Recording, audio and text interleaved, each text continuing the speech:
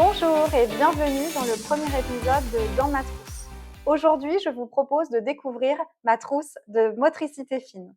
Que vous soyez graphothérapeute, enseignant ou parent, je vais vous montrer quelques objets simples à réunir et comment les utiliser avec l'enfant. Allez, je vous montre ma trousse de motricité fine. Je commence avec mon gant à boutons. C'est très simple.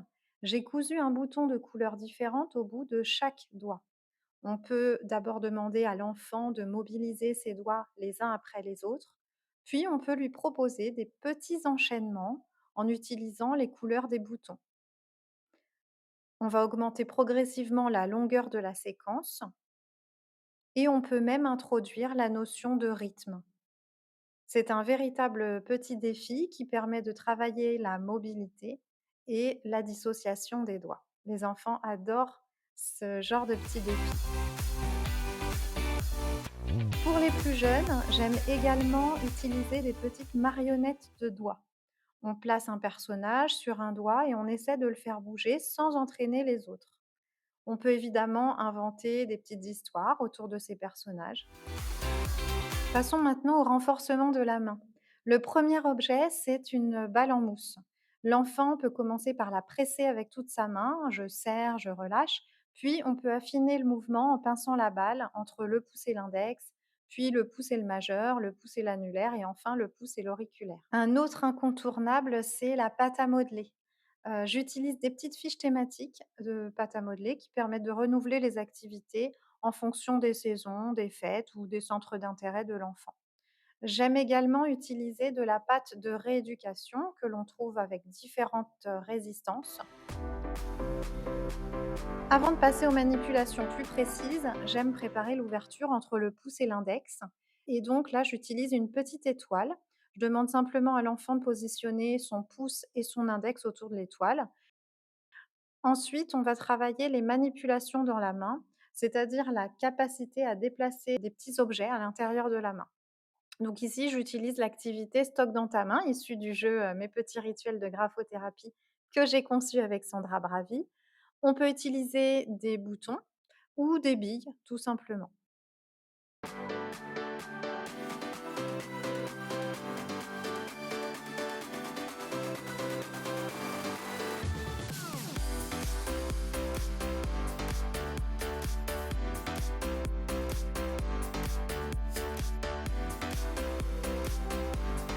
On peut réutiliser les petites fiches qu'on avait utilisées tout à l'heure avec le gant, tout simplement avec les séquences de couleurs.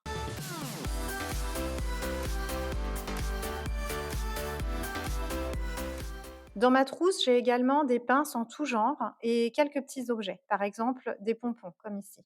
L'enfant doit les attraper avec la pince et les transférer d'un endroit à un autre. On peut adapter très facilement la difficulté en choisissant des objets plus ou moins petits, en lui demandant de les trier par couleur, par exemple, ou de les déposer précisément sur une cible. J'aime utiliser ces fiches que vous voyez à l'écran aussi avec de la pâte à modeler à nouveau. C'est vraiment intéressant d'utiliser les mêmes fiches pour, plusieurs activités.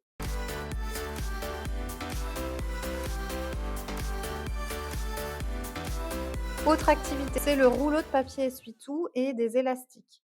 L'enfant doit placer les élastiques autour du rouleau, les faire descendre, les déplacer puis les retirer. Ça paraît très simple, mais je vous invite à essayer, vous verrez que c'est pas si évident que ça.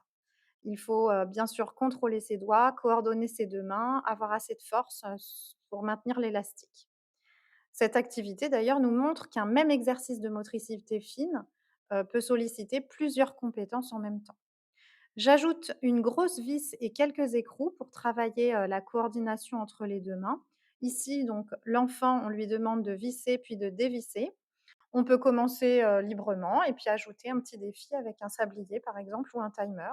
On peut aussi l'inviter à faire, la course contre nous. L'idée n'est pas forcément de rechercher une vitesse, mais ce qui nous intéresse, c'est surtout, la précision du mouvement, le contrôle, hein, et puis progressivement bien sûr, la fluidité.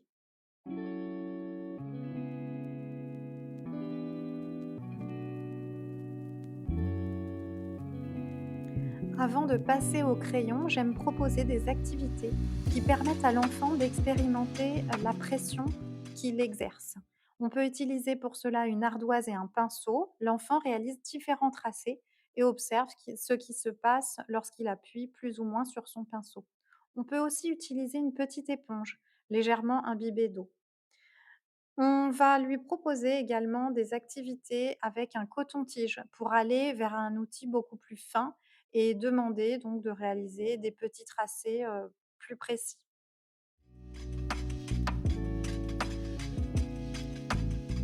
Ensuite, j'utilise ma roue bougeant les doigts et les cartes, défis qui l'accompagnent. Ces défis sont variés. On peut, nous demander de déplacer les doigts le long du crayon, par exemple, ou de faire voyager, la bague de massage d'un doigt à l'autre.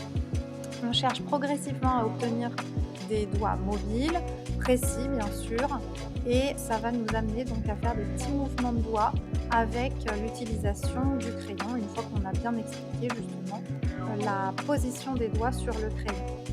Nous pouvons ensuite passer au coloriage. Donc j'utilise des tout petits mandalas ou des tout petits coloriages avec des petites surfaces à colorier. On va, inviter l'enfant donc à faire des tout petits mouvements de doigts et ces petits coloriages vont nous permettre de travailler le dosage de la pression avec le crayon. Donc avec un seul crayon de couleur, je vais demander à l'enfant de, faire plusieurs nuances.